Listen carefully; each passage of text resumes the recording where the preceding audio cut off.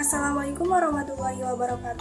Halo semuanya, perkenalkan nama saya Dela Mika Sari Putri dengan NIM 8782444372, Prodi Pendidikan Guru Sekolah Dasar UPPC UT Purwokerto.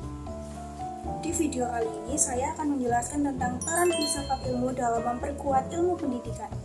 Yang pertama, kita akan membahas bagaimana filsafat ilmu mengawasi dan memperkuat eksistensi, keilmiahan, serta nilai-nilai dalam ilmu pendidikan. Ayo kita bedah 3 peran filsafat ilmu dalam mengawal ilmu pendidikan.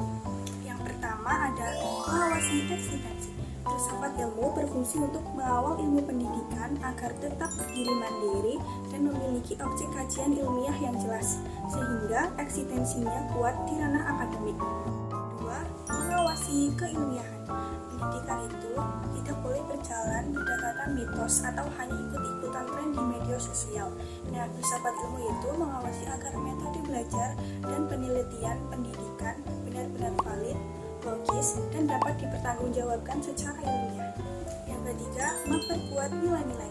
Filsafat ilmu itu menjaga agar pendidikan tidak kehilangan arah moralnya. Nah, pendidikan itu bukan cuma tentang soal transfer ilmu pengetahuan saja, tetapi tentang menanamkan nilai kemanusiaan, etika, dan keadilan.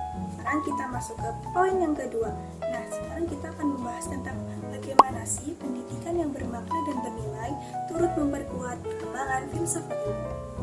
Hubungan ini bersifat timbal balik. Mengapa? Karena filsafat ilmu itu juga butuh pendidikan untuk berkembang. Nah, karena pendidikan yang bermakna adalah laboratorium nyata bagi filsafat ilmu. Teori-teori filsafat yang abstrak akan diuji dan dipraktikkan di dalam ruang kelas. Selain itu, pendidikan yang bernilai akan melahirkan generasi yang kritis. Sistem pendidikan yang baik inilah akan melahirkan ilmuwan dan pemikiran baru yang membuat filsafat ilmu tidak akan pernah punah dan terus berkembang. Di sini kita akan masuk ke poin yang ketiga. Nah, di sini kita akan membahas tentang mengapa filsafat ilmu disebut sebagai pisau analisis, ontologi, epistemologi, dan aksiologi dalam membedah persoalan-persoalan pendidikan. Disebut sebagai pisau analisis ini karena ketika ada masalah pendidikan, mungkin seperti anak yang stres atau kurikulum yang kurang efektif, kita bisa membedahnya dengan 3 sudut pandang yang tajam, yaitu yang pertama lewat ontologi.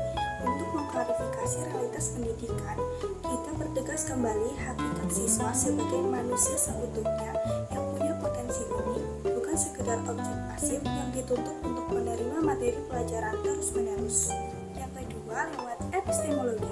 Untuk menguji metode dan prosesnya, kita bedah lagi cara transfer ilmunya.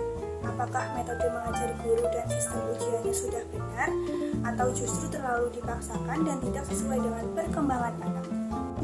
Yang terakhir, lewat aksiologi. Untuk menilai dampak dan manfaatnya, kita uji nilai moral kebijakan tersebut. Apakah kurikulum ini benar-benar membawa kebaikan bagi masa depan anak, atau malah merugikan mental mereka. Jadi, kesimpulannya disebut sebagai pisau analisis karena filsafat membantu kita mengklarifikasi realitas, menguji metode, dan menilai dampak untuk menemukan solusi terbaik dalam pendidikan. Poin yang keempat atau yang terakhir yaitu contoh konkret penerapan filsafat ilmu dalam praktik pendidikan.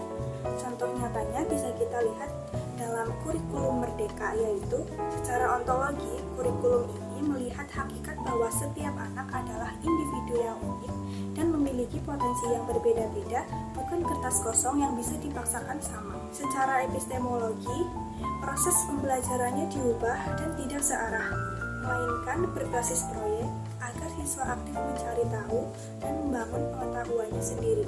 Dan yang terakhir, secara aksiologi, pemanfaatan ilmu dalam kurikulum ini difokuskan untuk membentuk nilai karakter, yaitu melalui profil pelajar Pancasila. Kesimpulannya, filsafat ilmu memberikan arah dan dasar yang kokoh, sedangkan pendidikan memberikan ruang nyata untuk mempraktikannya, dan keduanya tidak bisa dipisahkan satu sama lain.